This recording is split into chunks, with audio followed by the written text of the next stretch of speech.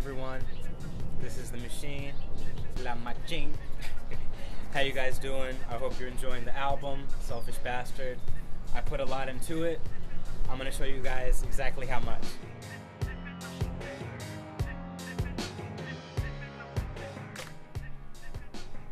Welcome to my studio. I know that I told a lot of you guys that I was recording in a professional spot. That was a lie. I lied to you guys. I'm sorry. I didn't mean it. I still love you though. Don't worry. The reason I did that though is because I wanted you to hear the album and then find out how I made it instead of the other way around. So I wanted to show you guys how I did it, what I used, so hopefully I can inspire you guys. If I can do that for anybody out there, let alone millions of people, absolutely, I'd love to do it. So let's get started. For mixing, for making beats, I use FL Studio. I know a lot of you guys know that already if you watched my last video about passing the bar and all that. So to record, I use Wavelab. Most people use it for mastering. That's what I used to do, but I didn't master Selfish Bastard. I didn't even mix Selfish Bastard, which I think was key to getting the sound as good as it is. So what did I use to record it? What was the equipment? Alright. This is a pop filter. Just standard, run-of-the-mill. I got it for 20 bucks at Guitar Center. You can find them anywhere. Here is a Shure SM58 microphone. Up next, we have a mic stand. Two of them actually, like 30 or 40 bucks. That might be each. And this right here, this is made by SE Electronics. It's a reflection, they call it. A preamp is made by Blue. It's called an Icicle. A really cool thing about this is that it takes the XLR signal and converts it straight to USB. So I was able to just plug it straight into my computer. It also has a volume knob, so you can turn up the gain, turn it down. It's all good. Bong bong. One of the places where I work, my day jobs, which I won't have much longer once this album comes out, is at a pub. So the kitchen always has egg crates. So I asked one of the cooks, I was like, hey, I need egg crates, just save them for me. He said, okay. And I put them on my wall, hammered them down with some thumbtacks. Total for the recording equipment was $558 that I spent. Let's move on to some of the other costs that I had. Speakers I used, they're Swans M10s. They're really nice. I got them for $110. So the recording stuff was $558. I worked with a lot of producers on this project, and I also did not mix or master Selfish Bastard. I had someone else do that for me. The mixing and mastering included, all the beats that I bought, the artist that I went to color the design. I drew the design for the t-shirts, but she colored it.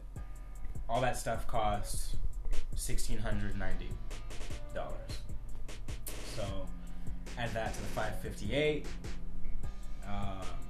The total price that I spent on the album is $2,248. For me, it's kind of expensive because it all came out of my pocket, and I work full-time and I made the album, but I'm here to tell you that you can do it. I did it, and I made a great album. It's the project that I'm most proud of, and I really feel like I was able to find who I am as an artist, who I wanted to be as an artist, and I think that that's really important. I'm going to give you guys some tips, at least. tips that I've come up with. Social networking.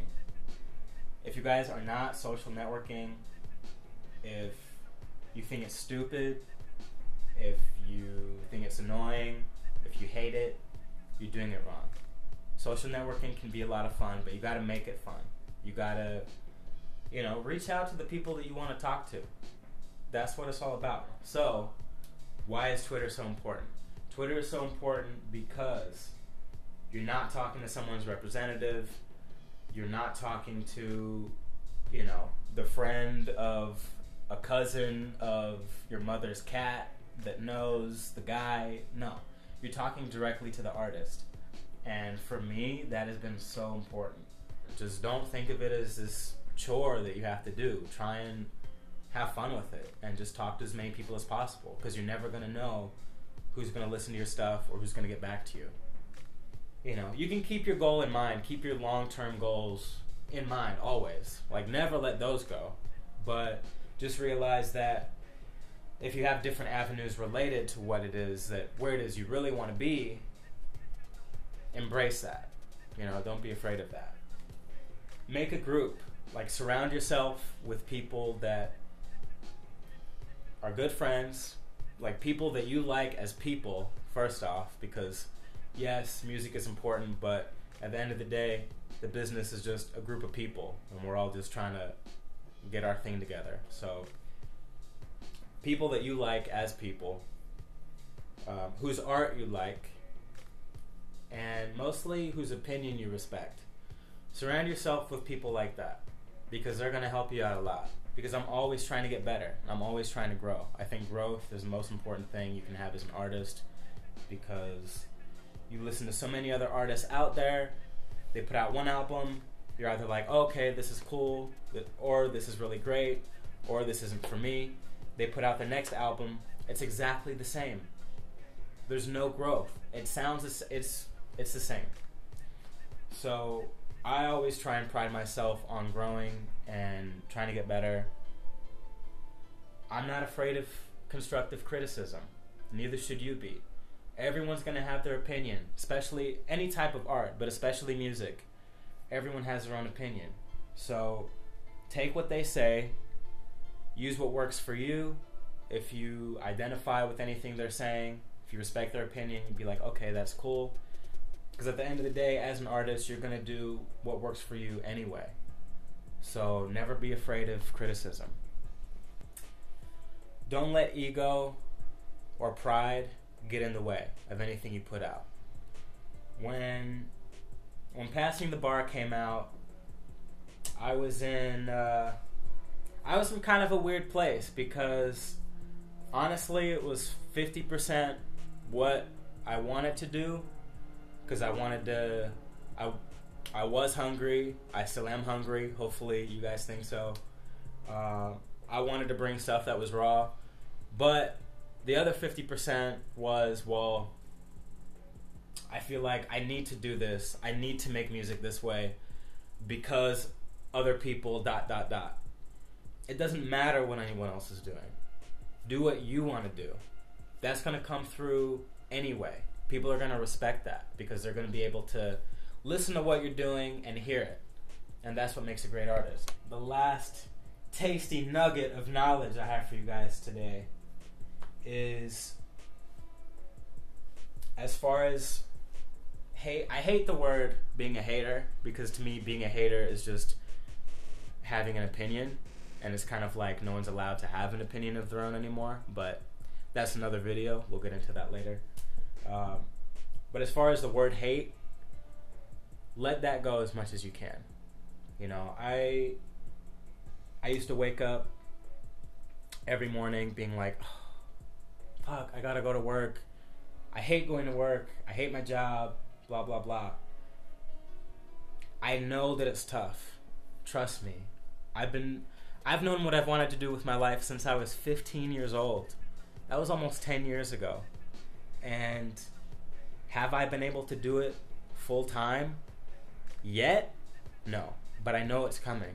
So I know what it's like to spend your time doing stuff that you feel is pointless, working a 9 to 5, working a dead-end job, when you already know what you're passionate about. I know that it's painful. I know that it sucks. But try and enjoy every second that you have. Because A, we never know when we're going to die. Especially if you're a rapper, because it seems like our life expectancy sucks. But also, if you go into whatever it is you have to do in order to do what you want to do with an attitude of, okay, you know what? This isn't what I want to do with my life, but it's what I have to do right now, so I'm going to make the best of it. I'm going to enjoy what I can out of it. It's going to be so much better for you. The number one killer of creativity is stress. Trust me, making this album was very stressful, but you have to, it's something that you have to deal with. We all have stress. We're going to have stress for the rest of our lives. It's how we deal with the stress, it's how we deal with the obstacles that really is going to dictate who's going to be successful and who isn't. Lastly, I wanted to show you guys how I did some of the artwork for the album. So, like the digital booklet and stuff like that. I have this app called FX Camera. And in FX Camera, there's a Polaroid app where you can take Polaroid shots. So you take a shot, it makes a little noise, so you can't do it all stealthy, but bam, cover art. I did that with every song in the digital booklet. Like for Sorry Ladybug, yes, I have Yo MTV Raps cards. Creativity and thinking outside the box is going to be more valuable to you as an artist, especially if you're doing everything by yourself, than any sort of budget. I used what I had, but I tried to be creative, and I came up with stuff that I really enjoyed. So I encourage you guys to do the same.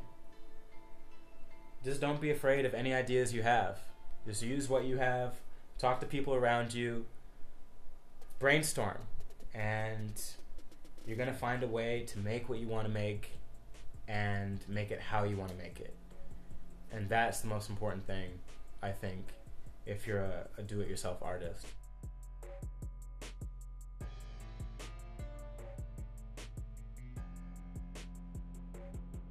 Thank you guys so much for coming to see me today, coming to see the studio, coming to see my crib. I'm glad I got to show you how I made Selfish Bastard, how I did it, how you can do it also. I want you guys to be inspired. I want you to be motivated, determined. I want you to get shit done. Let's do it together. 2012, baby. Mwah.